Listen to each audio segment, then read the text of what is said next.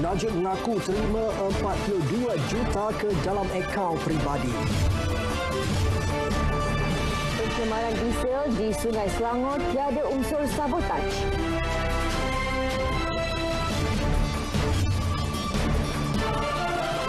Lima G diperluas ke 5 negeri.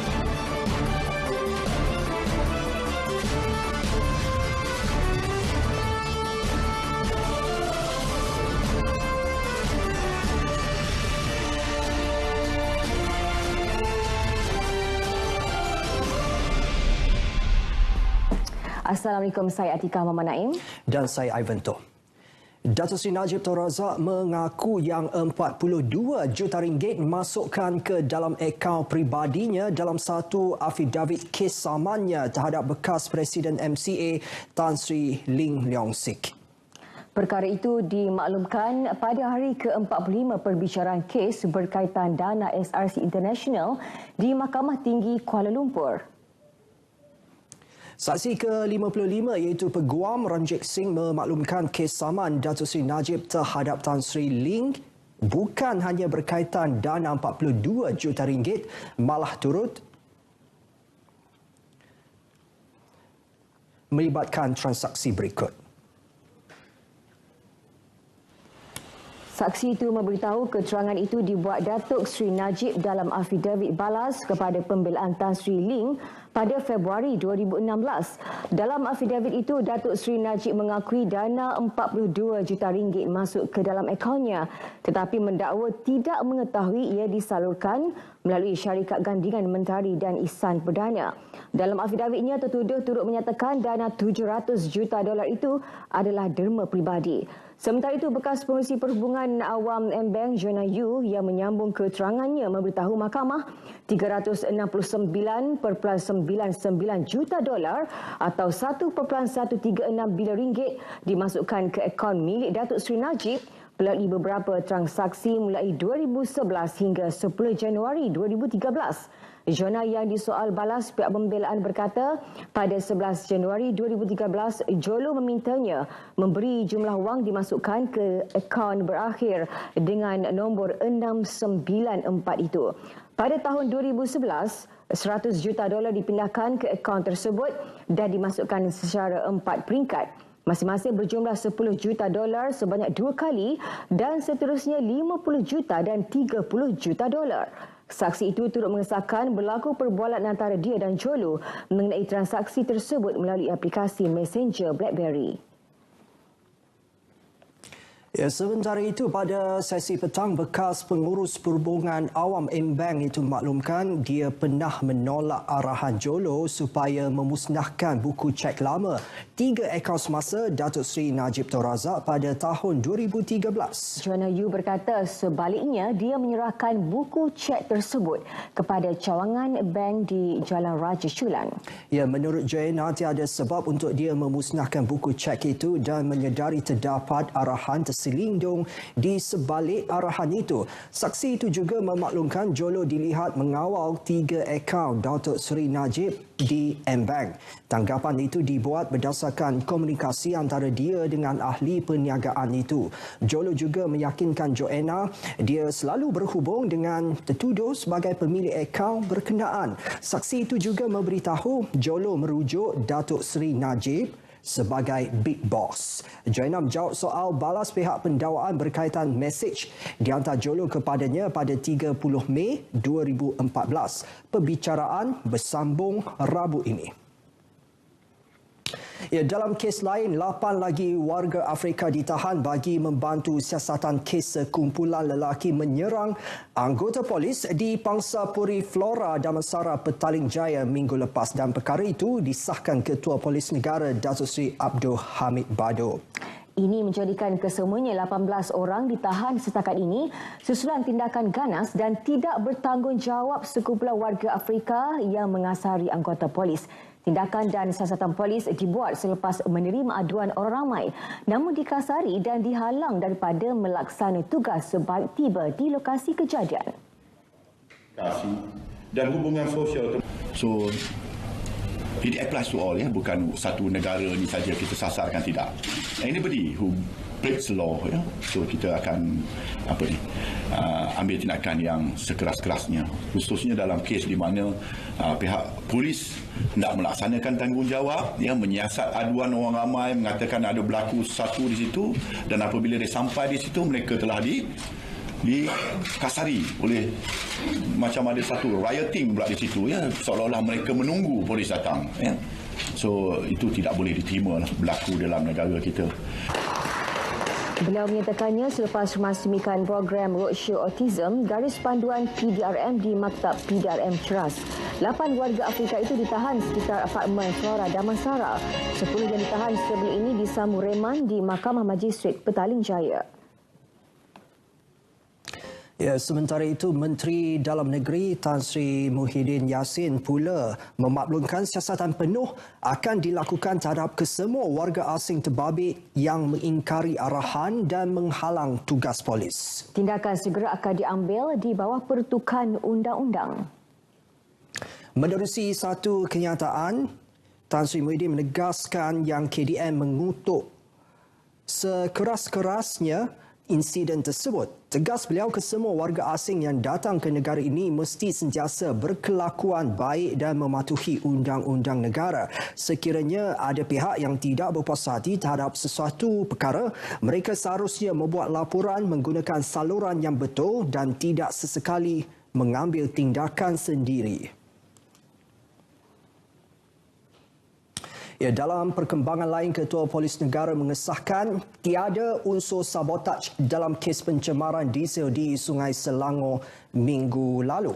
Pihak polis akan menyiasat kemungkinan kecuaian pekerja syarikat yang dilantik kerajaan negeri untuk membersihkan sungai tersebut hingga menyebabkan pencemaran berlaku. Polis turut menjalankan siasatan mengenai laporan palsu yang dibuat bagi melindungi syarikat tersebut.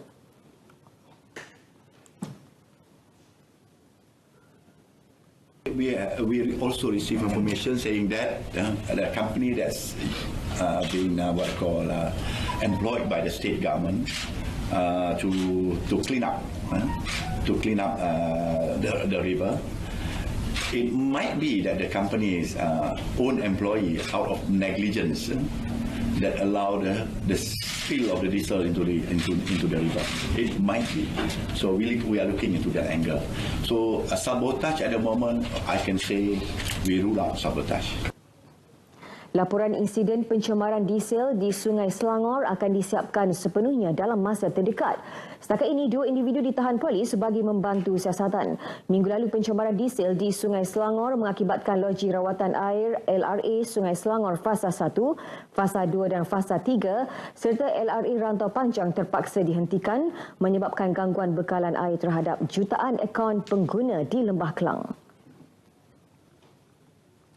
Di Pasir Gudang, Johor, sebuah kilang memproses sisa plastik diarah menghentikan operasi kerana menjalankan perniagaan tanpa lesen daripada Majlis Perbandaran Pasir Gudang MPPG. Ya, susulan itu, pemilik syarikat berkenaan diminta tampil membantu siasatan lanjut. Ya, Esko Kerajaan Tempatan Kesejahteraan Bandar dan Alam Sekitar Tan Cheng Chun berkata kilang tersebut dikenal pasti memproses sisa-sisa plastik dari United Kingdom dan Ireland. Beliau tidak menolak kemungkinan operasi kilang berkenaan turut menjadi penyumbang kepada pencemaran udara di Pasir Gudang. Kita akan maklumkan kepada pihak kementerian untuk supaya kita boleh menyekat punca import itu yang dia masuklah kita, supaya kita dapat buat sekatan ke atas sisa-sisa plastik yang diimport daripada luar negara. Kita hantar balik sisa-sisa plastik yang telah kita dapat kesan yang tidak mematuhi undang-undang di Malaysia. Kita akan sekat dan kita akan hantar balik kepada negara-negara yang asal. Beliau menjalankan operasi bersepadu di Ketuai Jabatan Alam Sekitar ke atas premis haram di Pasir Gudang. Kira-kira 60 anggota daripada pelbagai agensi terlibat dalam operasi tersebut. Hasilnya, 6 individu merupakan warga Cina, Bangladesh dan Indonesia ditahan. Sri Paduka Baginda Yang di-Pertuan Agong Sultan Abdullah Riayatuddin Al-Mustafa Billah Shah berkenan berangkat menyambut ketibaan Sultan Brunei Sultan Hassanah Bolkiah dan isteri Pengiran Anak Hajah Salehah di Pangkalan TUDM Subang. Sultan Brunei antara dua tetamu kenamaan diraja yang akan berangkat ke istiadat pertabalan Yang di-Pertuan Agong ke-16 di Istana Negara esok. Turut mengesahkan kehadiran pada istiadat tersebut adalah Putera Mahkota Abu Dhabi Sheikh Muhammad Zaid Al Nahyan. Turut berangkat Raja Permaisuri Agong Tunku Hajah Azizah Aminah Maimunah Iskandariah dan Pemangku Raja Pahang Tunku Hassanah Ibrahim Alam Shah Al-Sultan Abdullah. Hadir sama menyambut keberangkatan tiba tetamu diraja Brunei ialah Menteri Hal Ehwal Ekonomi Datuk Seri Muhammad Azmin Ali. Pesawat tiba di Pangkalan TUDM pukul 12.30 hari. Rombongan turut diiringi beberapa menteri dan pegawai kanan kerajaan Brunei dan majlis doa selamat menyambut ketibaan baginda berdua turut diadakan di Dewan Raja Wali di TUDM Subang.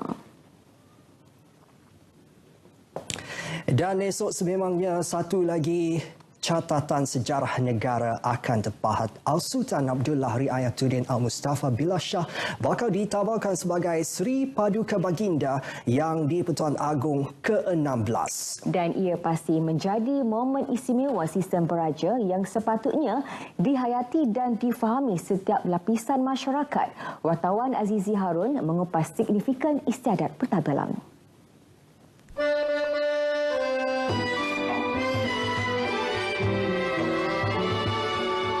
Istiadat pertabalan Sri Paduka Baginda Yang di-Pertuan Agong merupakan satu istiadat yang dijalankan dalam sistem raja berperlembagaan di negara ini secara tradisi sejak mencapai kemerdekaan.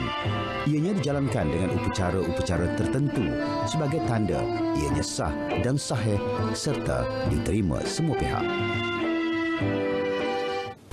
Melalui upacara pertabalan itu, maka kita memberi suatu makna yang paling mulia kepada kedudukan raja kita sebagai ketua negara.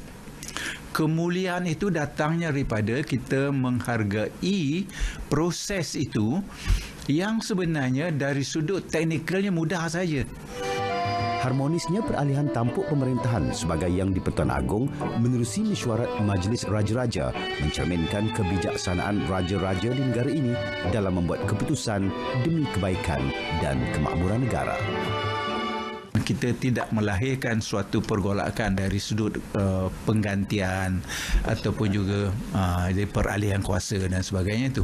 Jadi barangkali inilah yang uniknya sistem pemerintahan kita, sistem beraja kita dan uniknya sistem giliran itu. Apabila turunnya seorang raja, maka ada suatu badan seperti Majlis Raja-Raja untuk segera menggantikannya. Melalui upacara pertabalan dengan segala piawai kebesarannya disaksikan rakyat dan juga raja-raja dan pembesar dari luar negara, dapatlah diyakini bahawa proses pertabalan itu dan kedudukannya adalah satu sistem sakral yang mampu menjadi tonggak kepada negara dan rakyatnya. Institusi ini sudah pun menjangkau lebih daripada 61 tahun dan kita perlu menghargai peranan selama ini yang membawa negara kita banyak kejayaan dan banyak pembaruan, dan saya harap untuk masa depan kita perlu memperkemaskan lagi dan memperkukuhkan lagi sistem yang ada ini supaya semua dapat hidup dalam keadaan aman dan harmonis. Azizi Harun, RTM.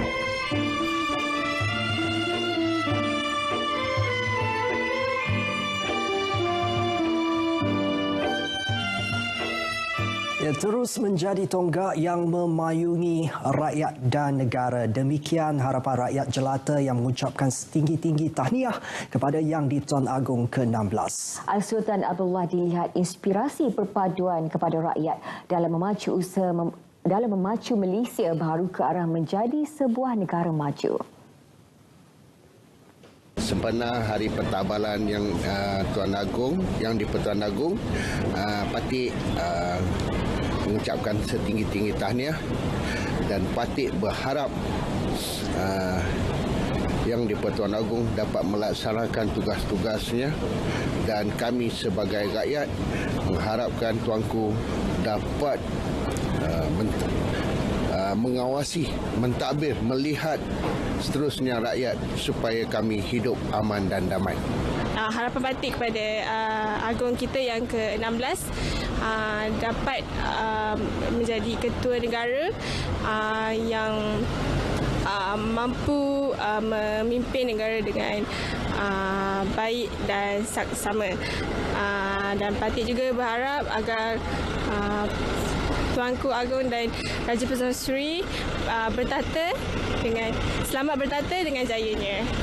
Tahniah atas pertabalan Agong ke-16 ni. Saya harap rakyat semoga sejahtera, aman. Rakyat semua boleh happy, dia boleh aman, sejahtera. Kita rakyat Malaysia amat bersyukurlah ya, kerana Agong kita pada kali ini memang terkenal dengan raja berjiwa rakyat ya. Tambah-tambah lagi negara kita terdiri daripada berbeza bangsa, dan kebetulan juga saya ni dan keluarga datang daripada negeri Bumi Kenyalang, Sarawak, dan datang bercuti sini, dan kita rasa rasa aman lah, rasa selesa lah berjalan di kawasan bandar ni. Patik ucapkan semoga negara maju dan makmur di bawah pemerintahan Tuanku, negara aman dan damai di bawah pemerintahan Tuanku. Dengan ucapan tahniah, Patik ucapkan pada Agong yang ke-16, semoga Tuanku panjang umur dan dapat melaksanakan amanah dengan jayanya. Patik mengharapkan agar baginda dapat menjadi inspirasi kepada perpaduan negara dalam menuju negara maju dalam era baru nantilah. Dan rakyat Malaysia seharusnya berbangga dengan institusi beraja yang wujud dalam negara kita lah. Ya, daulat Tuanku. Kita beralih ke perkembangan seterusnya. Ujian perintis rangkaian perkhidmatan 5G akan diperluas ke 5 negeri selepas ujian perkhidmatan itu dilaksana di Putrajaya dan Cyberjaya April lalu. Jelas Menteri Komunikasi dan Multimedia Gobind Singh Dio, 5 negeri terbabit ialah Selangor, Perak, Terengganu, Kedah dan juga Kuala Lumpur. Ya, fokus diberi kepada 5 negeri tersebut sebagai permulaan.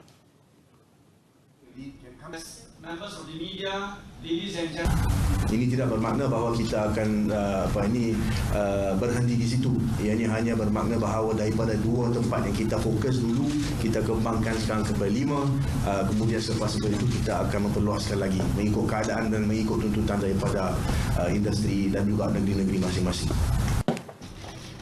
Gobind menyatakannya kepada media selepas majlis penyerahan laporan separuh penggal pasukan petugas 5G kebangsaan di Putrajaya. Kementeriannya menjangka pelaksanaan rangkaian 5G bermula suku pertama atau pertengahan tahun depan. Rangkaian 5G itu akan digunakan untuk pihak industri sebelum disediakan kepada pengguna. Tiada sebarang masalah untuk pelaksanaan 5G, namun aspek peraturan dan keselamatan perlu dititik beratkan.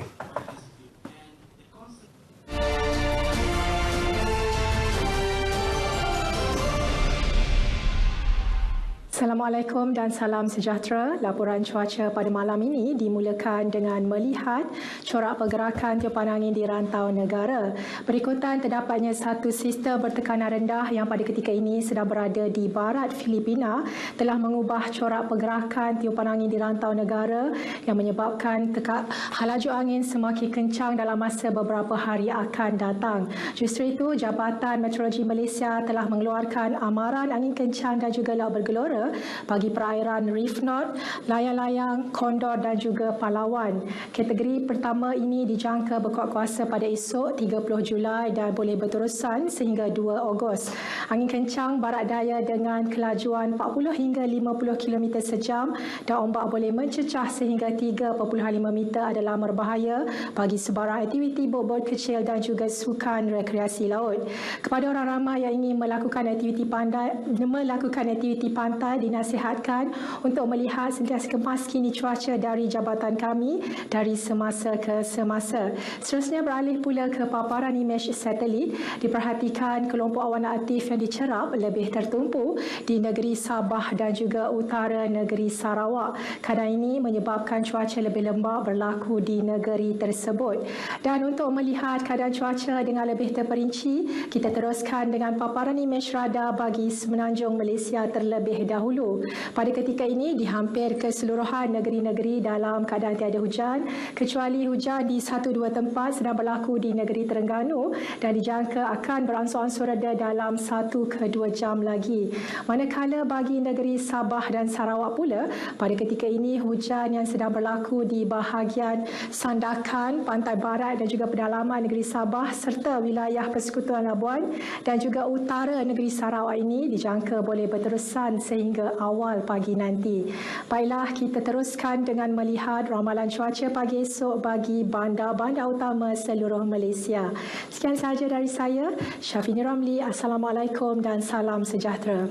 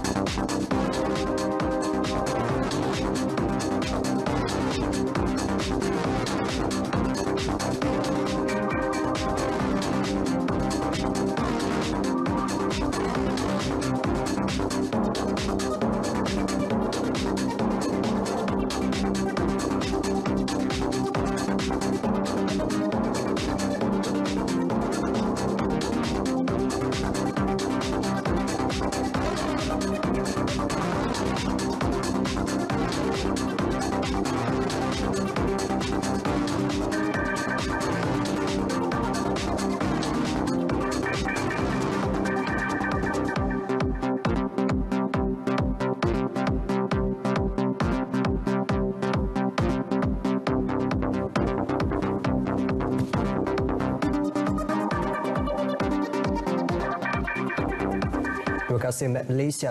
Sokongan PAS dan UMNO terhadap kepimpinan Tun Dr. Mahathir Mohamad sebagai Perdana Menteri sehingga akhir penggal bukti lembaran baru politik Malaysia yang mengutamakan kepentingan rakyat mengatasi politik kepartian. Ya, perkara itu dinyatakan Menteri Hal Ehwal Ekonomi Datuk Seri Muhammad Azmin Ali yang mengalu-alukan sokongan Presiden PAS Datuk Seri Abdul Hadi Awang terhadap Tun Dr. Mahathir. Ya, Datuk Seri Azmin dalam kenyataan media menyatakan sebagai sebuah negara yang mengamalkan demokrasi, perbezaan politik akan tetap wujud. Buktinya dizahirkan menerusi pindaan perlembagaan yang menurunkan had usia mengundi pilihan raya kepada 18 tahun. Yang pasti kepimpinan Tun Dr. Mahathir diperlukan bagi menjamin kestabilan, merangsang pelaburan, mencipta peluang pekerjaan serta kekayaan untuk semua menerusi konsep berkongsi kemakmuran yang mampu mengembalikan Malaysia sebagai harimau Asia. Pelabuhan Tanjung pelepas PTP di Johor muncul pelabuhan pertama yang menerima kunjungan kapal kontena terbesar dunia, Mediterranean Shipping Company MSC Gulson, sempena pelayaran sulungnya di rantau Asia Tenggara. Ya, kapal itu berkapasiti kontena 23,756 unit itu berukuran panjang 400 meter dan 61.5 meter lebar. Pengarah urusan kumpulan MMC Corporation Berhad Datuk Seri Cik Khalid Muhammad Noh berkata, pelayaran sulung MSC Gulson ke PTP mencerminkan kepercayaan kukuh syarikat luar terhadap keupayaan PTP memenuhi keperluan pelanggannya. Pelabuhan Tanjung Pelepas merupakan ahli kumpulan MMC Corporation Berhad.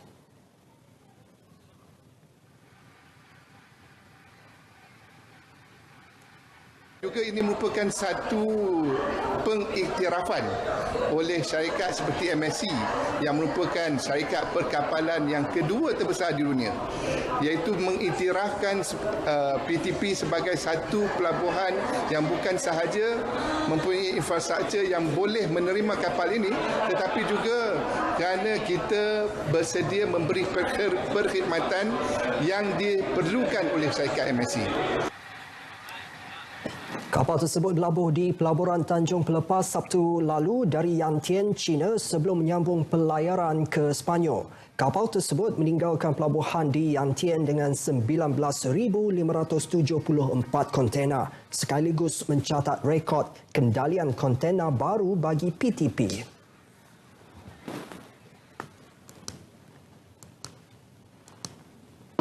Bermula 15 Ogos ini, pekebun kecil sawit seluruh negara boleh memohon skim pinjaman mudah tanam semula pekebun kecil TSPKS dan skim pinjaman mudah input pertanian pekebun kecil sawit IPPKS. Ya, Menteri Industri Utama Teresa Kok memaklumkan untuk dua skim berkenaan kerajaan menyediakan pertukaran RM550 juta bagi membantu golongan terbabit menanam semula tanaman komoditi berkenaan.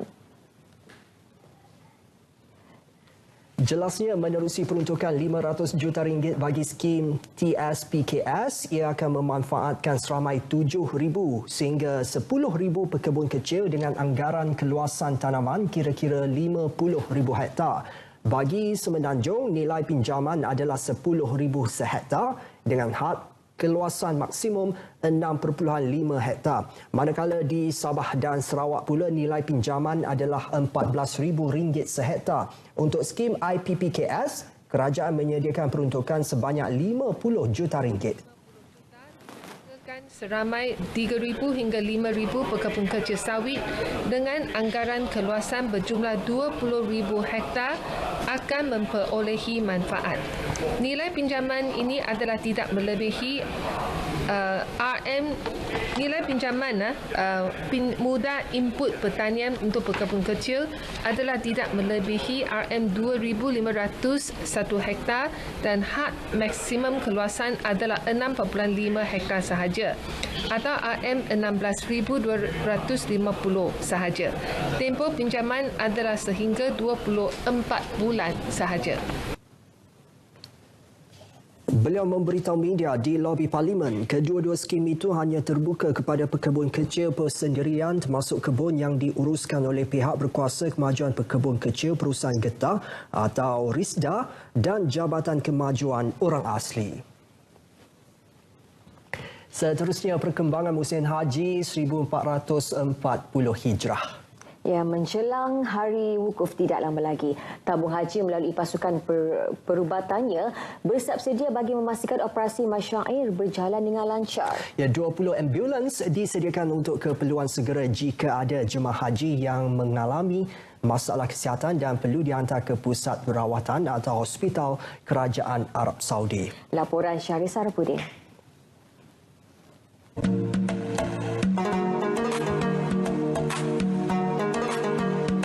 20 ambulans tersebut merangkumi 12 ambulans jenis GMC, 6 buah jenis Toyota Hiace dan 2 buah mini ambulans. Semua kelengkapan yang ada dalam ambulans tabung haji adalah merangkumi semua peralatan kecemasan termasuk pediatrik. Syarat Kerajaan Arab Saudi menetapkan jangka hayat semua ambulans yang beroperasi adalah tidak melebihi 8 tahun bagi memastikan ia berada dalam keadaan terbaik. Ketika ini, 8 ambulans yang dimiliki tabung haji baru setahun digunakan dan 12 lagi digunakan antara 4 hingga 5 tahun.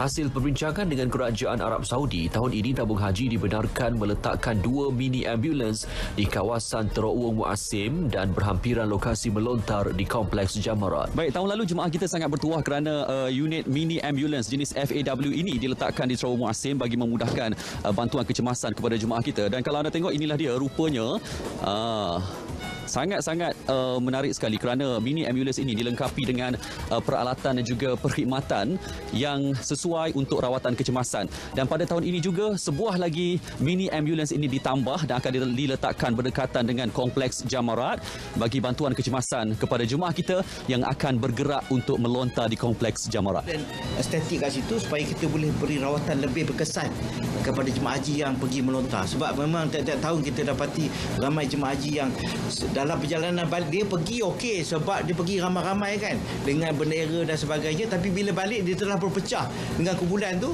dan ramai yang jatuh sakit lah, tak sempat nak patah balik ke kemah. Jadi kita fikirkan adalah kita telah mohon masa mesyuarat dengan pihak masyarakat untuk tambah lagi satu lagi ambulans untuk berdekatan dengan tempat jamrat. Jadi dengan itu kita dapat mengurangkan masalah-masalah kesihatan dan bantu mereka lah. Mini ambulans tersebut dilengkapi dengan alat bantuan perubatan terkini bagi memberi rawatan kecemasan.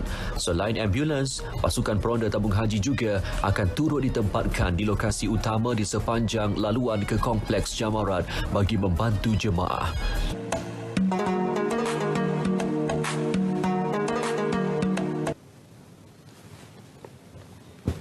Ya, program yang mampu mengabadikan kenangan pada Bulan Kebangsaan itu antara kelainan yang bakal ditonjolkan pada pelancaran Bulan Kebangsaan dan Kibar Jalur Gemilang tahun ini. Ia bakal berlangsung di Dataran Pahlawan Bandar Hilir 3 Ogos ini. Perasmian program bakal disempurnakan Perdana Menteri Tun Dr. Mahathir Mohamad.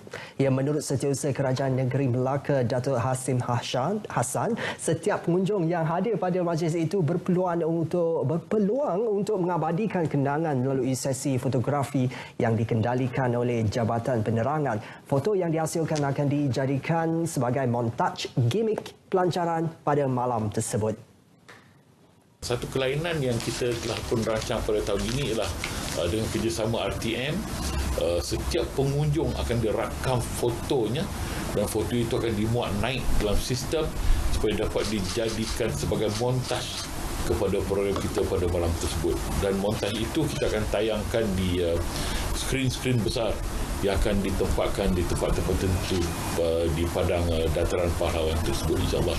Dan inilah kali pertama sistem sebegini rupa dimuat naik untuk dijadikan montaj kepada kita punya program itu, insyaAllah. Beliau ditemu buah RTM dalam program Radio Melaka FM. Dijangka lebih 30,000 orang akan hadir pada pelancaran itu yang turut diisi dengan pertunjukan bunga api beraneka formasi. Program 3 hari yang bermula 2 Ogos ini turut diisi dengan Kembara Merdeka Jalur Gemilang, program Zikir Asmaul Husna, program Doa Sayangi Malaysiaku Bersih dan bagi penganut agama lain dan juga konsert oleh barisan penyanyi popular tanah air serta Fun Run.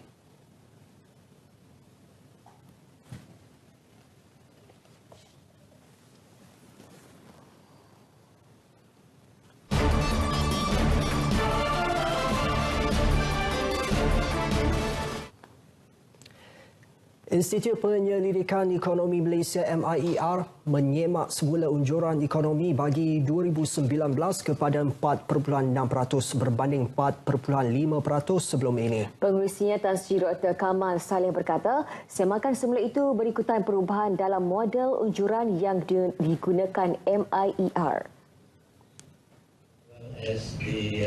Walaupun unjuran itu disemak naik, namun ia tidak jauh berbeza dengan jangkaan pertumbuhan keluaran dalam negara kasar KDNK oleh Bank Dunia dan Bank Negara Malaysia. Beliau juga berpendapat negara akan mengekalkan momentum pertumbuhan sederhana seperti tahun lalu berikutan faktor ketidaktentuan global. But it's still within the range of the Bank Negara upgrade. Everybody is saying that we are not going anywhere yet. Maybe next year, possibly, things will change. At the moment, we are facing global headwinds. We have our sentiments and expectations all down. So it's not a good time to say that things are looking better. And most it is like, what we predicted earlier.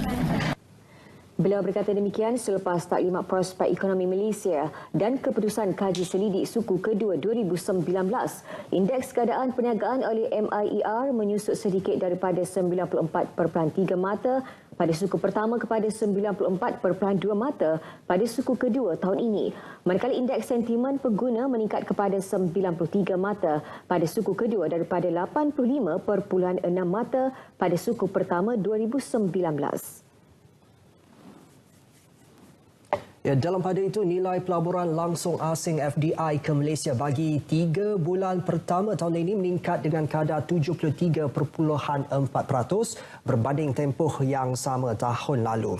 Ya, peningkatan meliputi semua bidang ini turut menyaksikan peningkatan pelaburan dari 2 negara iaitu Amerika dan China. Menurut Duta Khas Malaysia ke Republik China, Tan Kok Wai, negara China merupakan antara rakan perdagangan Malaysia terbesar sejak 10 tahun kebelakangan ini, sekaligus menjadi penyumbang penting dalam peningkatan FDI negara.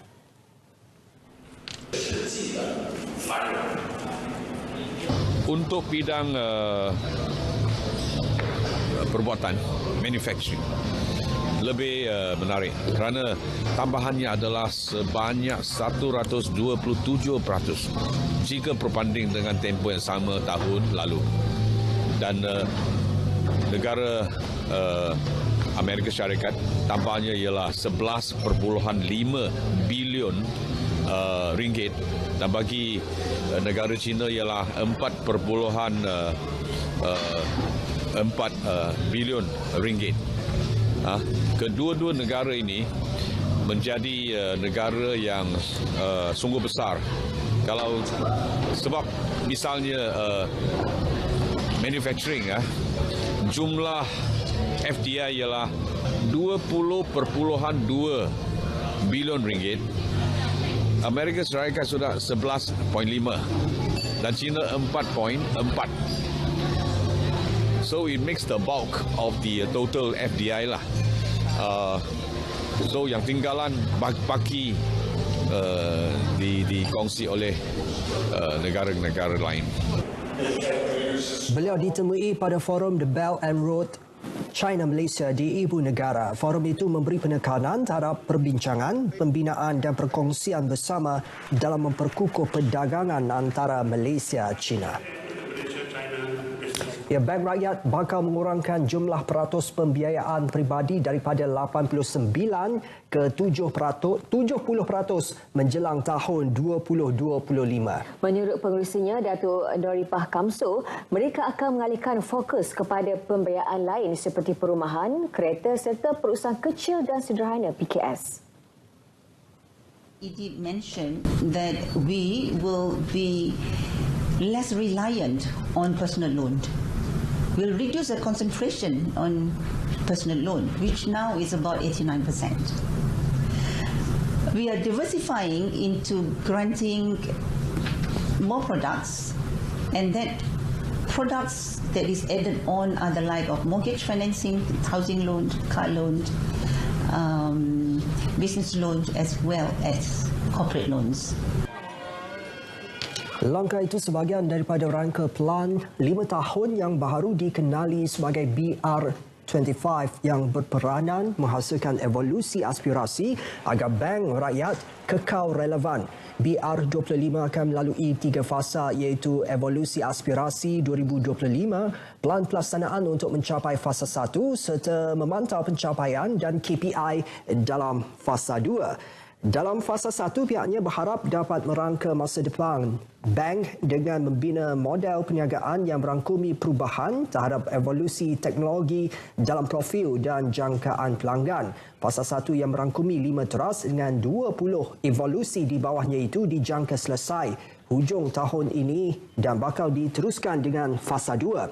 Manakala bagi Ketua Setiausaha Kementerian Pembangunan Usahawan Datuk Wan Suraya Wan Muhammad Razi, pihaknya memuji usaha dan komitmen Bank Rakyat dalam mengukuhkan pertumbuhan industri tempatan. Baik, Nazri Fahmi, penyokong setia Lang Merah dikabarkan akan saksikan sendiri trofi Piala FA yang dimenangi pasukan kesayangan mereka. Betul tu. Piala itu telah pun diarah di Alostar dan ada berita mengenai piala tersebut. Baik, berita apa tu? Ini mengenai Piala Malaysia. Teruskan. Baik, terima kasih. Silakan.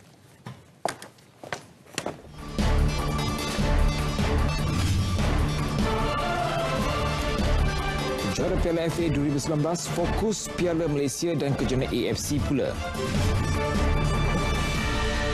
Keinginan Hafiz Sharif tetap membara.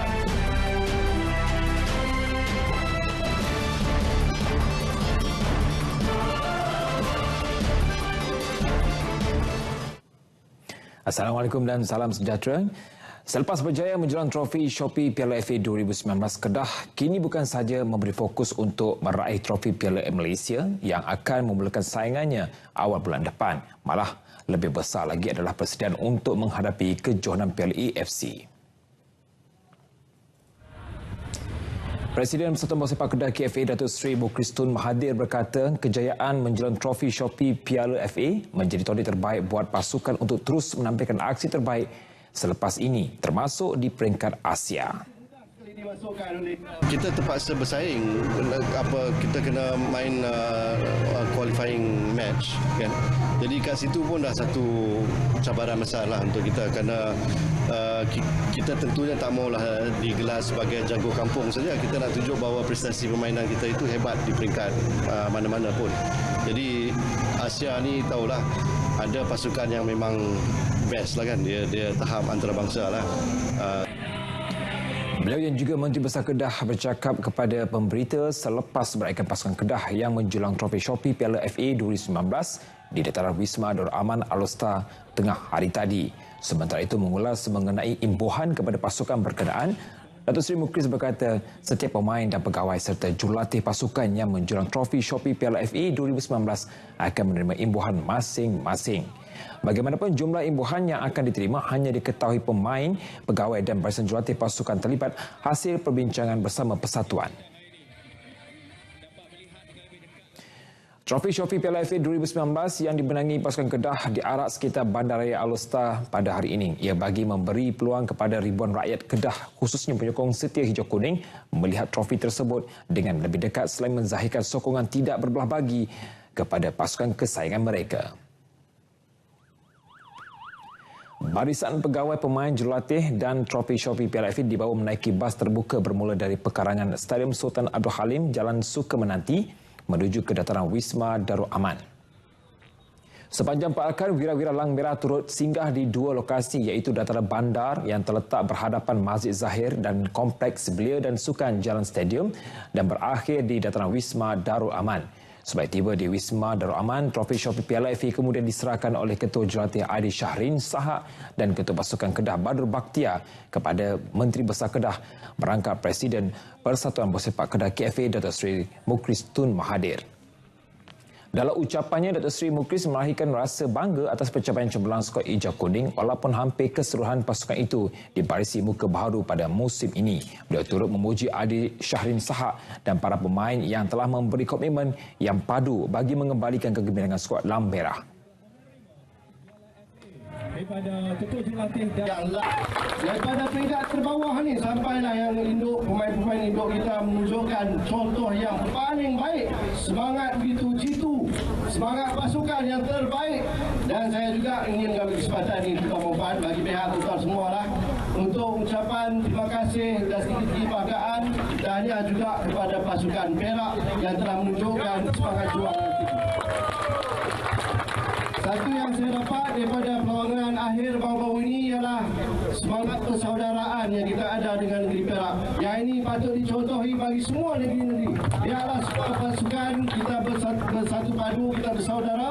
Ini cara kita bersukan dalam membuat. Dalam perlawanan akhir penuh mendebarkan di Stadium Nasional Bukit Jalil, Sabtu lalu Kedah berjaya menewaskan Perak dengan kemenangan tipis 1-0. Kementerian Belia dan Sukan KBS menggesa Yayasan Kebajikan Atlet Kebangsaan YAKIB mencari inisiatif baharu dalam memberi perkhidmatannya yang sebelum ini lebih tertumpu kepada pemberian wang secara derma. Sebaliknya, YAKIB digesa mengurat langkah lebih drastik dengan idea baharu yang dilihat berpotensi dan sangat diperlukan oleh ahlinya seperti aspek pekerjaan, perumahan dan pendidikan. Demikian ditegaskan oleh Timbalan Menteri Belia dan Sukan Steven Sim Chee Kiong yang mengadakan pertemuan hampir 1 jam dengan YAKIB di Bukit Kiara. kita juga nak, dan sebenarnya ramai bekas atlet dia nak satu kualiti hidup yang lebih orang kata lebih bergantung kepada diri sendiri. Jadi dari aspek itu pendidikan dan kejayaan amat penting. Itu satu. Keduanya, kita juga nak Yakib supaya lebih memberikan fokus kepada promosi Yakib itu sendiri dan juga promosi bekas-bekas atlet kita. Jangan wira-wira kita dilupakan walaupun mereka telah bersara. Tambah beliau lagi, bagi memastikan perkara tersebut mencapai matlamat, KBS dan Yakib akan mengadakan satu pertemuan dalam masa terdekat untuk berbincang dan memperhalusi langkah yang harus diambil. Beliau turut mencadangkan kerjasama yang lebih erat perlu dijalin antara kedua-dua belah pihak. Sebagai langkah pertama, Yakib akan dijemput untuk terlibat secara langsung dalam program-program seperti Fit Malaysia dan lain-lain. Beliau berkata demikian kepada media selepas menyampaikan sumbangan kerusi roda kepada 3 bekas atlet di Bukit Kiara. Sementara itu, bagi bekas penyelam bola sepak kebangsaan dan Selangor sekitar tahun 70-an, Muhammad Shah Norbit yang pernah membantu Harimau Malaya menewaskan Arsenal 2-0 pada tahun 1975 di Kuala Lumpur. Beliau juga pernah membantu The Red Giant muncul juara Piala Malaysia pada tahun 1971 hingga 1976, menjelaskan sumbangan daripada Yayasan Kebajikan Atlet Kebangsaan Yakib itu amat dihargai. Pertama kali saya terima kasih pada Yakib kerana memberi kursi roda. Jadi yang boleh buat saya bermudah nak bergerak.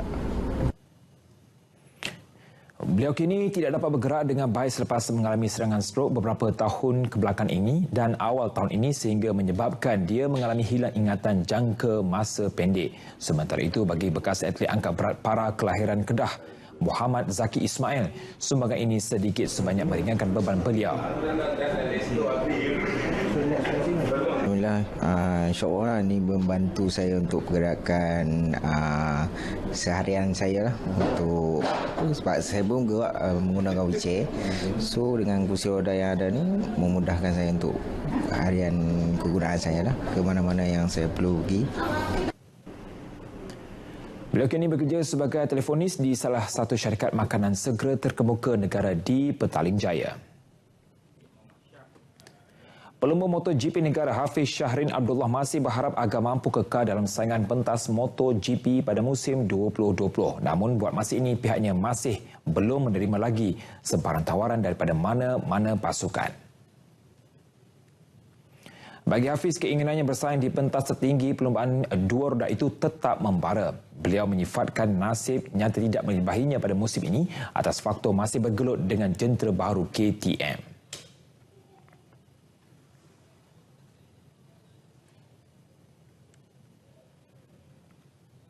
Sudah pasti semua rider nak stay kat MotoGP, cuma buat masa sekarang ni orang kata tak ada peluang yang orang kata yang boleh beri result yang terbaik kalau saya stay di dalam MotoGP, sebab buat masa sekarang ni dengan KTM saya agak struggle. So saya just hanya fokus untuk tahun ni dulu, and then baru saya fikir untuk tahun hadapan, sebab saya just try buat yang terbaik untuk race ni, and saya cuba beri saingan kepada teammate saya, especially dengan yang the rest of KTM lah.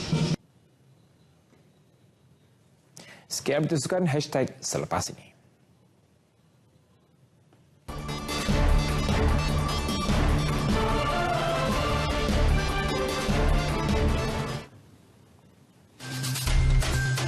Sebuah kapal terbang penumpang komersial kecil membuat pendaratan cemas di pantai Maryland, Amerika Syarikat. Kejadian itu mengejutkan para pengunjung pantai tersebut yang sedang beriadah di pantai berkenaan.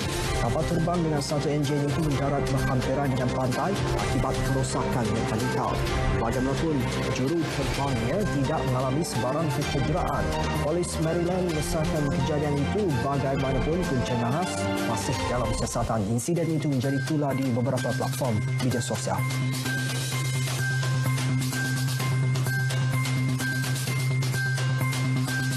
Ini pula di Dallas juga Amerika Syarikat mengenai nahas berkaitan kapal terbang komersial kecil.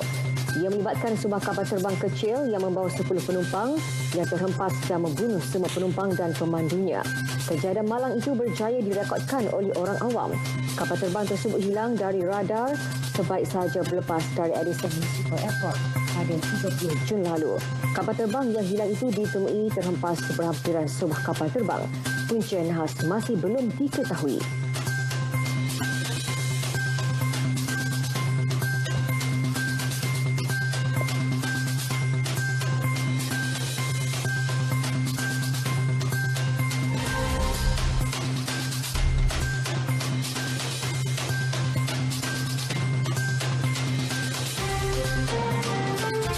Seorang lelaki warga negara Scotland bertindak menyarung 15 helai baju bagi mengelak dikenakan caj lebihan bagasi. Ketika kejadian, lelaki tersebut, Josh Irvin, sedang dalam perjalanan dari selatan Perancis ke Edinburgh. Perbuatannya yang mencurigakan itu dirakam oleh seorang penumpang lain dan perbuatan sedemikian bukan sesuatu yang pelik kerana ia biasa dilakukan bagi mengelak mereka dikenakan cukai, terutama yang gemar membeli belah. Nasional 8 edisi Isnin 29 Julai berakhir di sini. Saya di Facebook Berita RTM dan YouTube rasmi Berita Nasional RTM untuk perkembangan terkini berita tempatan dan juga luar negara. Dengan itu, Assalamualaikum. Salam sejahtera.